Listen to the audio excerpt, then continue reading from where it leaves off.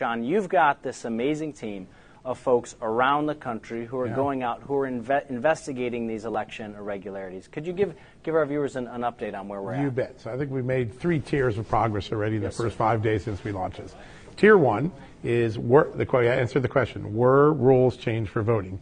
Did things occur in states that were not authorized by the legislature?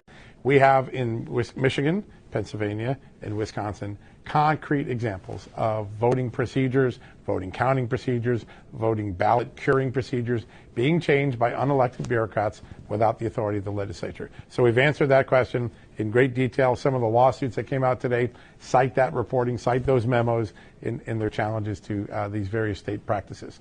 The second thing we set out to identify is, was private money injected into the system in ways that we've not seen before? And now I'm not talking about donations to candidates. That's totally allowable. Sure. We're talking about money going to election judges, going to election arbiters, to election entities that are counting the votes, gathering the votes, changing the rules. And the answer is yes. How much money?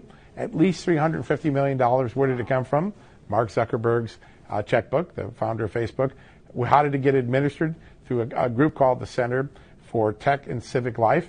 And that group will not tell us how much money they sent to each jurisdiction. They sent money to 2,500 jurisdictions. If you look at the map, it's a lot of blue areas, it appears the money is, but they won't give us the per capita dollars that they've spent in these jurisdictions. But we now can answer the question, yes, private money was injected into the vote counting system in America. The third thing, where we're just in the beginning stages of, is it possible that 1, 2, 3, 5, 10,000 votes of people were counted that actually didn't vote? That's the allegation you hear from the whistleblowers that you mentioned at the top of the show. Tonight, I can tell you that in 6 states that we looked at, Nevada, Arizona, Wisconsin, Michigan, Pennsylvania, and Georgia, there are hundreds of thousands of people that when you run their current ballot requests up against change of address records or death records in America, there are several 100,000 voters listed as having voted in these states that appear to have filed a change of address or have died.